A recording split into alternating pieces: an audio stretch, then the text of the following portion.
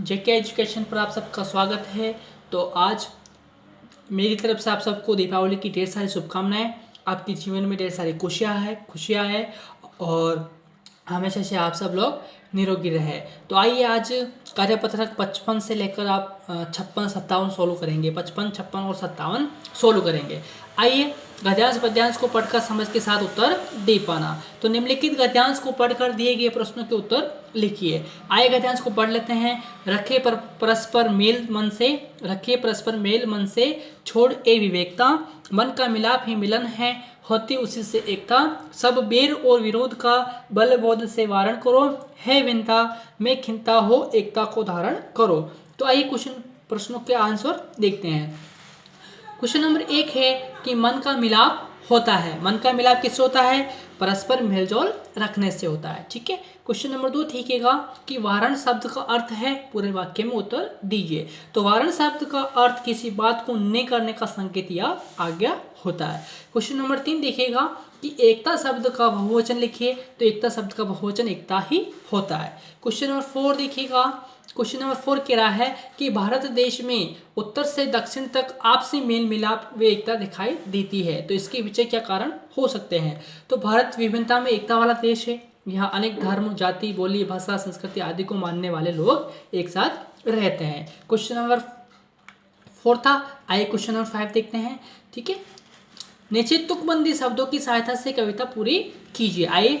कल कल बहते सुंदर झरने मीठे गीत सुनाते हैं, झमझम बरस बरस कर बादल धरती की प्यास बुझाते हैं, चिड़िया अपने कलरव गानों से जीवन का गीत सुनाती है, सुंदर प्यारी तितलियां भी अपने राग सुनाती है। क्वेश्चन नंबर 6 देखिएगा। क्वेश्चन नंबर 6 क्या कह रहा है? उपयुक्त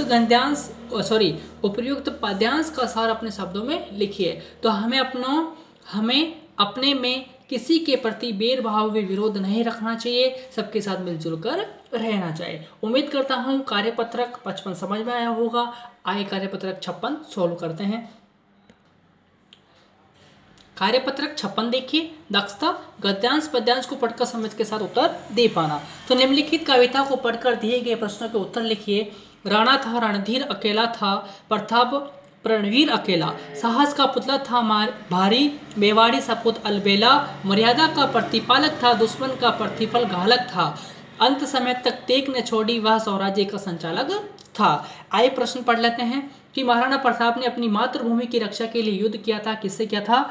अकबर से युद्ध किया था। तो महाराणा प्रताप ने अंत समय तक टेक न छोड़ी। प्रताप की क्या टेक क्या थी? प्रताप की क्या टेक क्या थी? आइए। मेवाड़ को आजाद कराने की टेक थी महाराणा प्रताप की। क्वेश्चन नंबर 2 हो गया। आइए क्वेश्चन नंबर 3 सोल्व कर लेते हैं। तो क्वेश्चन नंबर 3 क्या कह रहा है? प्रतिपादिक शब्द में क प्रत्यय लगा हुआ है। आप भी इस पद्यांश में से ऐसे शब्द ढूंढकर लिखिए। तो रणधीर रणधन धीर हो जाएगा, प्रणवीर प्रणधन वीर हो जाएगा, प्रतिफल प्रतिधन फल हो जाएगा, संचालक तो समधन चालक हो जाएगा। चालक में आपके अक प्रत्यय है, प्रणवीर में प्रणधन वीर ए प्रत्यय है, रणधन धीर ए प्रत्यय हो जाएगा। ठीक है। क्वेश्चन नंबर 4 देखिएगा। क्वेश्चन नंबर 4 क्या कहता है? क्वेश्चन नंबर 4 कह रहा है कि महाराणा प्रताप ने अपने देश की स्वतंत्रता के लिए संघर्ष किया, कभी हार नहीं मानी। तो ऐसे ही महान देशभक्तों के नाम लिखिए। आए महान देशभक्त बहुत से हुए थे, कुछ नाम यहाँ पर है। तो भगत सिंह, बाल गंगाधर तिलक, विपिन चंद्र पाल, मंगल पांडे, कालीबाई, लाला लाजपत राय, वीर सावरकर आदि ऐसे महान देशभक्त हुए थे। ठीक है। क्वेश्चन नंबर 5 देखिएगा। क्वेश्चन नंबर 5 है उपयुक्त पद्यांश में महाराणा प्रताप की कौन कौन सी विशेषताएं बताई गई है? तो लिखिए। तो महाराणा प्रताप को रणधीर, प्रणवीर, साहस का पुतला, मर्यादा का प्रतिपालक, स्वराज्य का संचालक वे आदि विशेषताएं यहाँ पर बताई गई है। यह था अपना कार्यपत्रक 56। आए कार्यपत्रक 57 सोल्व कर लेते हैं। कार्यपत्रक 57 देखिएगा। पद्यांश गद्यांश को पढ़कर समझ के साथ उत्तर दे पाना। तो निम्नलिखित गद्यांश को पढ़कर दिए गए प्रश्नों के उत्तर लिखिए। आइए गद्यांश को पढ़ लेते हैं। युवा पीढ़ी ही देश की पूंजी है। जब बच्चे स्कूल में पढ़ने जाते हैं तो शिक्षक उनके आदर्श होते हैं।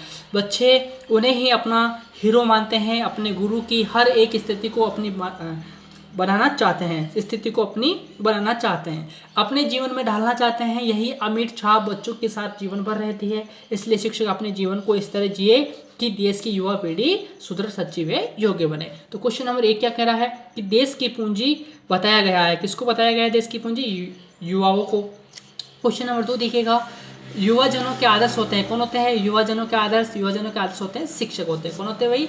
शिक्षक होते हैं। तो इस गद्यांश का शीर्षक हो सकता है, तो इस गद्यांश का शीर्षक क्या हो सकता है? आदर्श शिक्षक हो सकता है। योग्य का विलोम होगा, तो योग्य का विलोम क्या होगा? अयोग्य होगा। तो बच्चों पर किसकी अमिट छाप जीवन भर रहती है? बताओ। तो बच्चों पर किसकी अमिट छाप जीवन भर रहती है? बताओ। तो उनके गुरु द्वारा किए या बताए कार्यों की छाप जीवन भर रहती है। तो उनके गुरु द्वारा किए या बताए कार्यों की छाप जीवन भर रहती है। क्वेश्चन नंबर 6 देखिएगा कि शिक्षक को अपना जीवन किस प्रकार जीना चाहिए। शिक्षक को अपना जीवन जो है इस तरह जिए कि देश की युवा पूंजी सुदृढ़, सच्ची व योग्य बने। क्वेश्चन नंबर 7 देखिएगा। क्वेश्चन नंबर 7 क्या कह रहा है कि अपने प्रिय शिक्षक के बारे में लिखिए तथा यह भी बताइए कि वो आपको अच्छे क्यों लगते हैं।